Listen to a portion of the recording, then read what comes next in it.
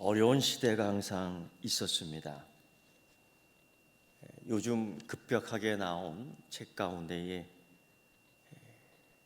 고난과 교회, 재난과 교회라는 그런 주제를 가지고 책들이 많이 나왔습니다.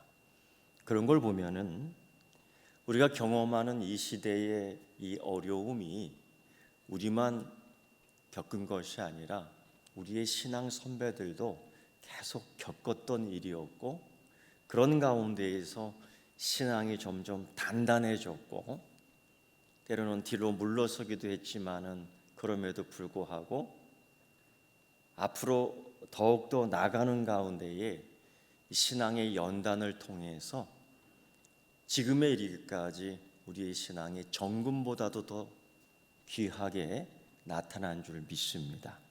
그러한 이야기들이 우리 실제 교회 역사에 나타나 있고 성경 이야기 그 역사에 분명하게 나오고 있습니다. 특히 성경을 읽다 보면 독특한 특징 하나가 나오는데 바로 그겁니다.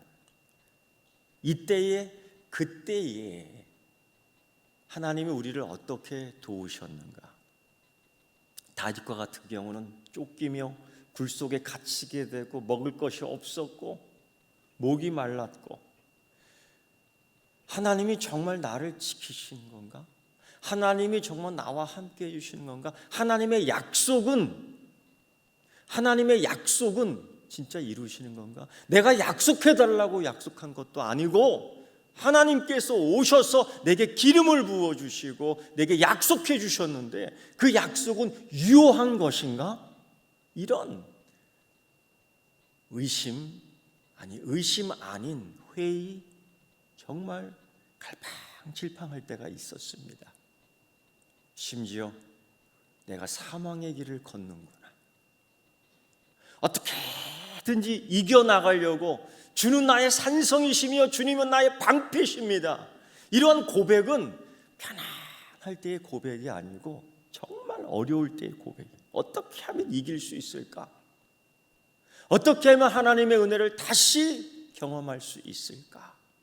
이 신앙의 선배들을 보면 그 이야기가 계속 나옵니다. 오늘 우리가 읽은 출애굽기의 성경 말씀도 마찬가지죠. 이 오래전의 이야기가 믿음의 시편의 기자들 이야기 속에서 계속 비춰집니다. 특히 시편 124편의 말씀을 보면 그 성전에 올라가는 노래의 그 저자는 그렇게 얘기합니다. 하나님이 내 편이 되어 주셨어. 여호와께서 우리 편에 계시지 않았다면 우리는 어떻게 되었을까? 생각만 해도 끔찍한 겁니다. 그 포로의 생활, 그 포로의 과정, 그 포로의 결과가 너무 참혹했습니다. 그런데 뒤돌아보니 살아있어요. 뒤돌아보니 고국에 돌아와 있어요. 뒤돌아보니 하나님의 성전에 올라가 있어요. 그게 계단에 올라가는, 성전으로 올라가는 노래의 5번째 노래입니다. 뒤돌아보니 여호와 하나님께서 우리 편이 되어 주셨구나. 하나님이 나와 함께 해 주셨구나. 그러면서 그 고백을 보면 여호와께서 우리 편에 계시지 않으면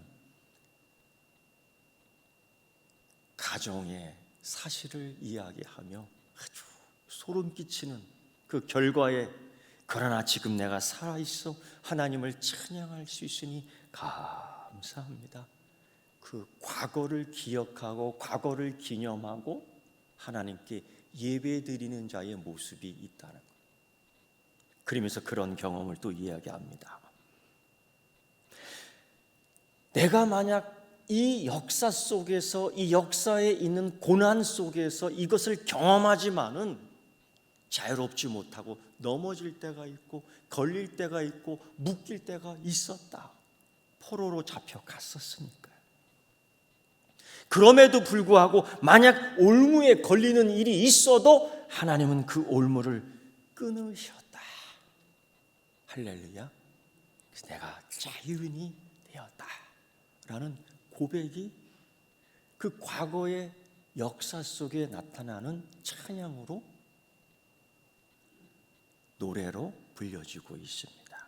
여러분, 이런 역사 속에 있는 인간의 실존,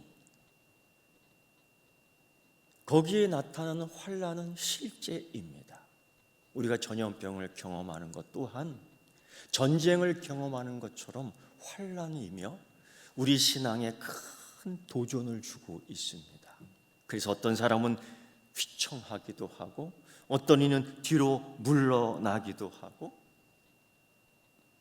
어떤 이는 눈치를 보며 하나님 앞에 나오지만은 여간 불안하지 않습니다. 이게 우리의 실존의 문제입니다. 그런데 이 역사 속에 있는 우리의 실존에 있어서 반드시 선택해야 될 것이 있습니다. 어느 쪽을 선택해야 되는가? 이 실존의 선택이라는 것은 하나님을 신뢰할 것인가, 아니면 인간의 권세를 의지해야 할 것인가, 둘 중에 하나예요. 오늘 읽은 출애굽기 본문 말씀 속에서도 그것이 계속 나타나고 있습니다. 그 도전이 있습니다. 사람이 만드는, 인간이 만드는 역사 속에서 인간의 실존의 문제에 부닥칠 수밖에 없어요. 추위, 배고픔, 때론 병듦, 늙음, 전쟁, 역병. 그러나 그럴 때마다 그 모든 걸 경험하고서도 하나님의 약속을 믿는 그 시편의 믿음의 선배들은 이렇게 경험 고백하고 있습니다. 우리의 도움은 천지를 지으신 여호와에게서로다. 할렐루야. 우리의 도움은 천지를 지으신 여호와의 이름에 있도다. 여러분, 이 의미는 이 천지를 지으신 하나님, 천지를 지으신 여호와의 이름에 대한 기억, 기념은 이 사회 세력을 잡고 있는 권력과 대치되는 것으로 하나님에게 절대적으로 통치권이 있다라는 고백입니다. 우리가 이 세상에서 인간의 실존적 경영 속에서 모든 걸, 이런 걸, 고난을, 핍박을, 역병을 경험할 수 있지만, 그럼에도 불구하고 온 우주의 통치자는 하나님이시며, 내가 올무에 걸릴지라도 그 올무를 꺾으시는 이가 하나님이시고, 내가 토굴에 갇혔으려도 나를 건지시는 이가 하나님이시고, 나를 먹이시고 인도하시니고 마시게 하신 이가 하나님이라는 것을 계속 고백하고 있는 것입니다. 오늘 출애굽기의 이야기에 있어 인간 실존의 문제가 아주 민감하게 두각되고 있습니다. 바로 세력 다툼이죠. 이 출애굽은 이스라엘 역사에 있어서, 아니 우리 신앙의 역사에 있어서 가장 중요하게 우리의 신앙을 테스트하는 영향력 있는 말씀입니다. 야곱의 후손이 우여곡절 끝에 어려운 가운데 가까스로 애굽에서 정착하게 되고, 서서히 그 가족 공동체가 민족 공동체로 형성되는 과정 속에서 사회의 질투를 받고 국가의 위협이 되고 국가의 사회 악이 되고 국가의 적폐가 되는 상황 속에서 하나님의 약속은 어떻게 이루어지고, 그런 불리한 조건 속에서도 그들은 하나님의 약속을 어떻게 붙잡고 승리했는가를 보여주는 말씀입니다. 그들도 인간의 실존에서 이런 고통을 다 경험해. 우리도 현실적인 실정, 이 고통이 항상 있습니다. 이런 곳에서 우리가 자유롭지 않습니다. 우리도 다 얽히고 설키고 있는 복잡한 관계 속에 있습니다. 그런 가운데 야곱의 아들 가운데 하나 요셉이 이 애굽에서 큰 권세를 얻고 애굽이라는 나라를 더 크게 만들고 애굽이라는 나라를 더 크게 번성시키는 위대한 국가의 관리요 공헌자가 됩니다. 그 덕에 그 식구들은 편하게 살 수 있었고, 아니 어느 정도 혜택은 받았을 거라고 생각이 됩니다. 그런데 요셉은 죽는 그 순간, 요셉은 애굽에서 시간이 다해 인간의 실존 가운데 마지막 경험하는 죽음, 그 앞에서 그는 이런 고백을 합니다. 애굽을 떠나라. 애굽을 떠나야만 한다. 아니 왜 편하게 살다가, 아니 다 누리다가 살다가, 아니 없을 거 있을 거 다 누리며 살다가 왜 애굽을 떠나야 한다는 것일까? 요셉은 알고 있었습니다. 사람들이, 인간들이 실존의 세계 속에서 그렇게 갖기 원했던 권력, 그렇게 취하고 싶었던 부와 재산, 재력, 지식, 이런 것들이 하나님의 약속 앞에서는 아무것도 아니라는 거예요. 마치 사도 바울이 우리 주님 예수 그리스도 구속의 십자가 은혜와 비교할 것이 아무것도 없다, 내 유대인됨도 내 지식의 모든 다함도 다 북토처럼 여긴다는 그 고백처럼, 요셉은 아브라함의 하나님, 이삭의 하나님, 야곱의 하나님이 주셨던 이 소망의 약속을 붙들고 이 모든 걸 뒤로하고 떠나야 된다라는 유언을 남깁니다. 그런데 이게 쉽겠습니까?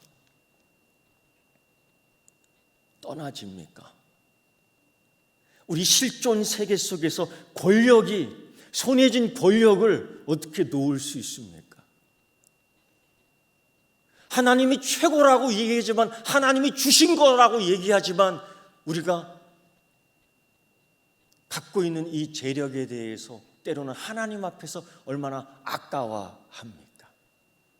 그래서 예수님도 물질이 있는 곳에 네 마음도 있다라고, 너의 신앙도 있다라고 말씀할 정도였으니까요. 이런 가운데에 하나님은 스스로 약속을 지키시는 하나님입니다. 우리와 세상 끝날까지 함께 하시겠다고 약속하신 그 하나님의 약속은 하나님에 의해 이루어지는 것이지 우리에 의해 이루어지는 것이 아니다라는 겁니다. 하나님이 주신 은혜와 축복은 하나님의 통치와 결정에 의해서 주어지는 축복이지 우리가 달라고 해서 주어지는 축복이 아니라는 겁니다. 그런 가운데에 하나님은 아브라함 시대부터 이삭, 야곱의 이르기까지 지금 현재 그 하나님의 자녀 야곱의 자녀들에게 주시기로 약속한 것들을 이루기 위하여 새로운 세계의 역사를 써가는데, 오늘 말씀을 보면은 애굽에 또 다른 왕이 등극하게 됩니다. 공교롭게도 오늘 출애굽기의 말씀 속에서는 이렇게 설명합니다. 그는 요셉을 알지 못했다. 애굽의 새로운 왕은 요셉을 알지 못했다. 요셉이 애굽을 이만큼 성장하신 것을 알지 못합니다. 요셉이 이 애굽을 세계 나라의 큰 나라로 만든 걸 알지 못합니다. 요셉이 국가에 위기가 있었을 때에 먹여 살린 것을 알지 못합니다. 요셉은 이 국가, 이 세계에 큰 흉년이 일었을 때 애굽을 높인 사건을 알지 못합니다. 요셉이 믿는 그 하나님을 알지 못합니다. 요셉이 하나님을 축복하는 사실도 알지 못합니다. 하나님이 요셉을 통하여 애굽을 축복한 사실을 알지도 못합니다. 이 새로운 왕은 이 새로운 하나님의 축복 주신 과거의 역사를 전혀 모릅니다. 이런 왕이 등극했다는 거예요. 하나님과 전혀 관계없는, 하나님의 은혜를 체험하지도 못한, 하나님의 축복을 받지도 못한, 하나님의 역사를 보지도 못한, 하나님을 생각지도 않는 왕이 등극했다는 겁니다. 이것은 하나님 자녀에게 있어서는 큰 위기입니다. 요셉을 모르는 왕이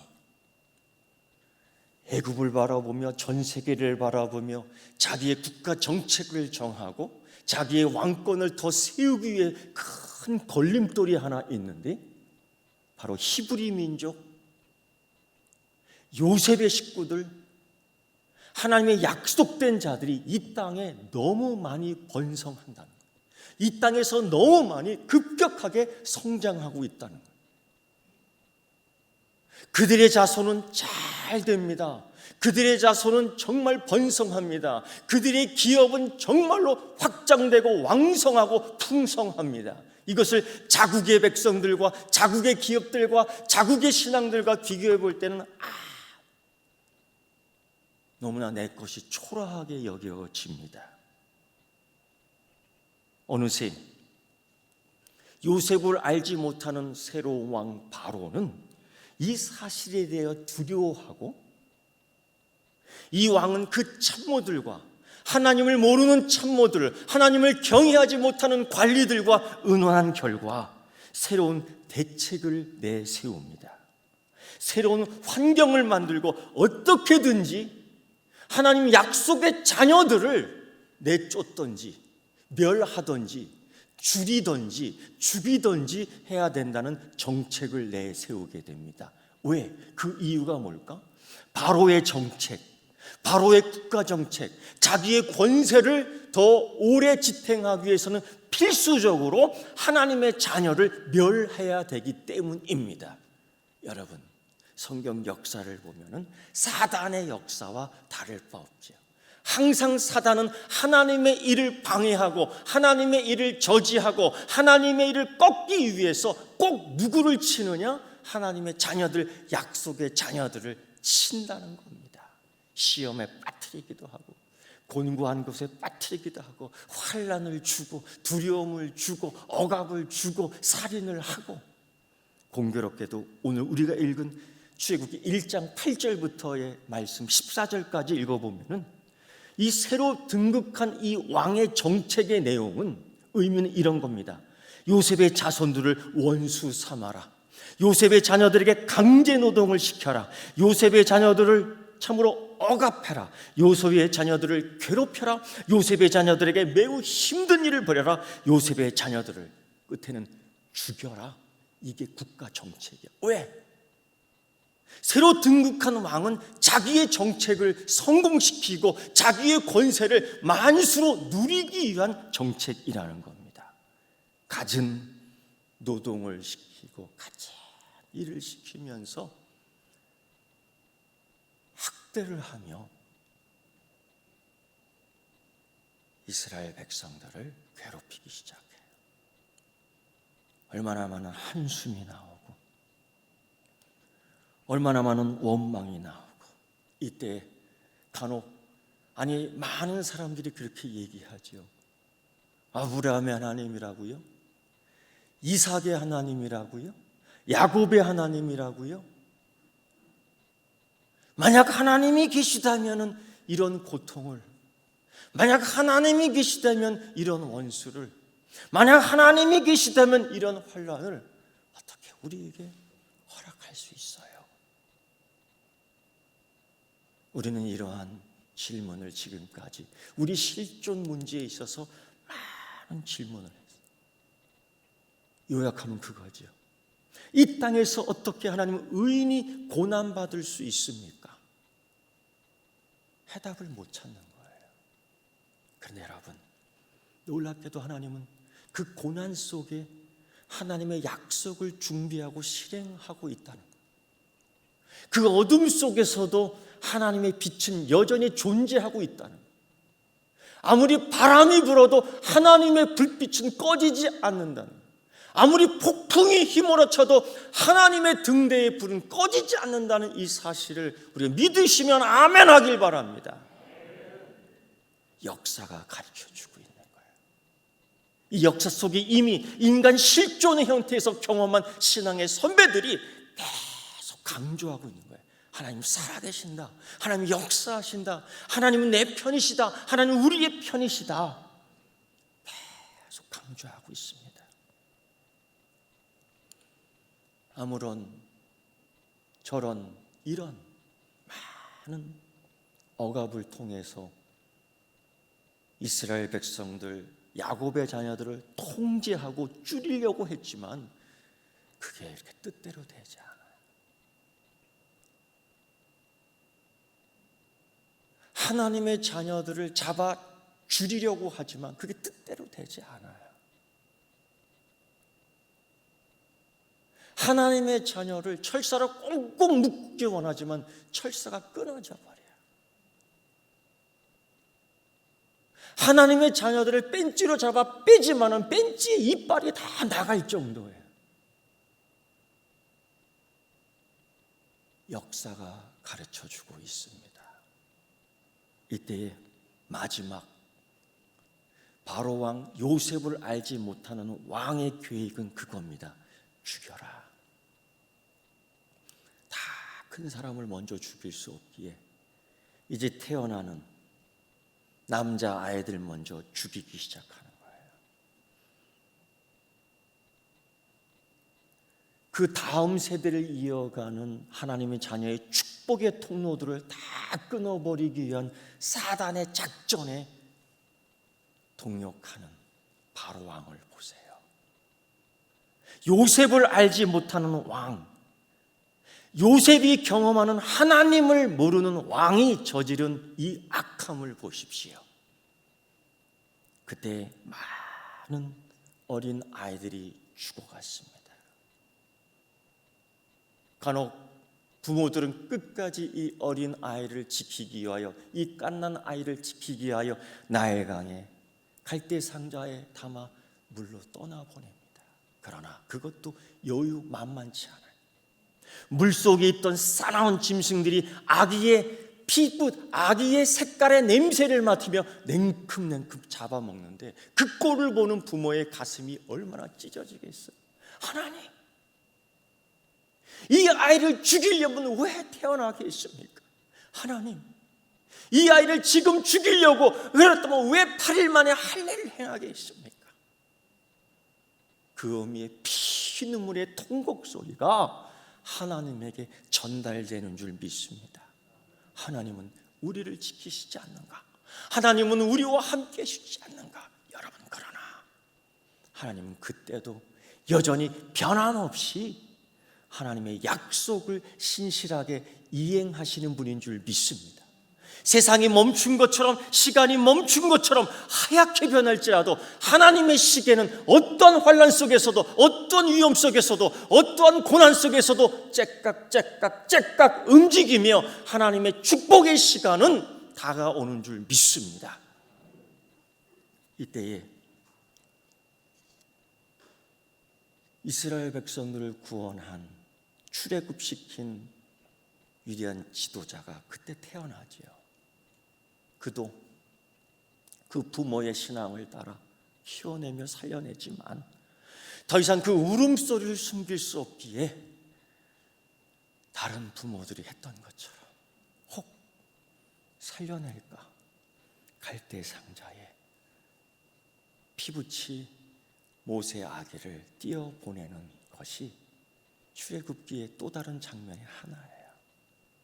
그렇게 해서 죽이든 살리든 맡길 수밖에 없어요. 하나님의 뜻에 의지할 수밖에 없어요. 이것이 과연 포기인가? 이것이 과연 포기인가? 아니면 하나님 뜻에 맡기는 것인가? 아니면 세상의 권세, 인간 우리 실존의 한계를 느끼며 우리의 삶을 끝내는 것인가?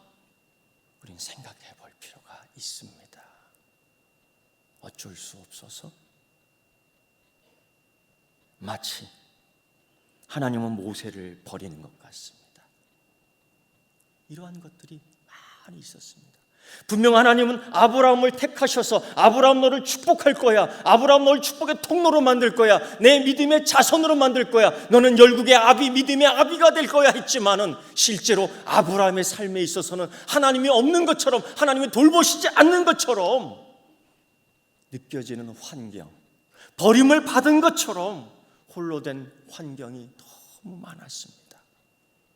밤에 홀로 별빛을 보며 하나님, 나는 혼자입니다 라고 우울함에 하나님을 원망하고 싶은 마음도 있었습니다. 이삭은 그 아버지 아브라함에 의해 모리아산 정상에서 버림을 받았습니다.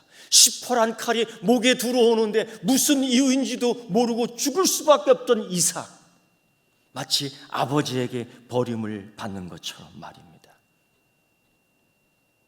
야곱은 어떻습니까? 집을 떠나 홀라 들판에 있지만은 아무도, 사나운 짐승이 우어우어거리며 울음소리, 소림이 오싹오싹하지만은 여전히 보이지 않는 하나님의 손길. 이들의 삶을 보면 하나님이 그들을 포기하셨는가? 하나님과 그들과 연락을 두절했는가? 하나님이 그들에게 약속을 지키지 않는가? 여러 가지 의문이 생깁니다. 그러나 결과적으로 하나님은 그들을 포기하지 않으셨다. 하나님은 너무도 가까이, 하나님은 그들 가까이에 계셨다라는 겁니다. 요셉을 모르는 바로 왕은 신생아 조조를 통해서, 산하 제한 조조를 통해서 어떻게든지 그들을 억압하고자 했고, 더구나 하나님을 모르는 참모들도, 정치인들도 그 정책에 찬성하며 뒤따랐지만 그것이 얼마나 하나님의 약속에 대치되는 사건인지 그들은 정작 알지 못했습니다. 사랑하는 성도 여러분, 그럼에도 하나님의 약속은 이루어지고 있습니다. 우리 실존의 이 상태에서 인간 실존이, 아니 교회의 실존이 위태위태하기도 합니다. 하나님을 모르는 왕의 정책, 신앙이 없는 교회 주변 사람들의 이야기, 그것 때문에 흔들릴 때가 있습니다. 그것 때문에 고민스러울 때가 있습니다. 그것 때문에 염려스러울 때가 있습니다. 이것이 우리의 문제이기도 합니다. 그러나 일찍이 성경에서는, 하나님 말씀의 이야기 속에서는 이것이 우리만의 이 시대의 고민과 염려와 근심이 아니었고 이미 경험한 자들의 내용이 있습니다. 하나님이, 천지를 지으신 하나님께서 우리 편이 되어 주셨다라는 것과 주 여호와 하나님이 약속한 그 약속은 어떠한 상황에서도 이루어진다라는 겁니다.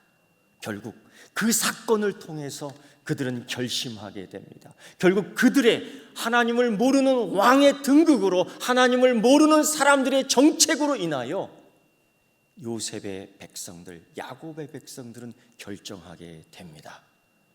애굽을 떠나겠다. 애굽을 떠나야 되겠다. 결과적으로 그들은 하나님의 약속의 땅으로 가게 되었던 겁니다. 사랑하는 성도 여러분, 우리는 지금 우리에게 있어서 어려운, 새로운, 힘든, 해결하기 정말 난처한 사건들 앞에 있습니다. 하나님을 모르는 정치인들의 정책, 교회의 이해가 전혀 없는 주변 사람들의 비아냥거림, 이런 가운데 우리는 하나님의 자녀로서 그 약속을 어떻게 보여야 할까? 정말로 예수님께서 말씀하신 것처럼 뱀처럼 지어야 될 것이고 비둘기처럼 순결해야 되겠다. 하나님은 분명히 약속했습니다. 우리를 그때에 구원하시겠다고. 우리는 이 경험 속에서, 이 환경 속에서 다시 한번 교회를 정결하게 하며 내 자신이 하나님 앞에 거룩하게 서는 기회로 삼아야 될 줄 믿습니다.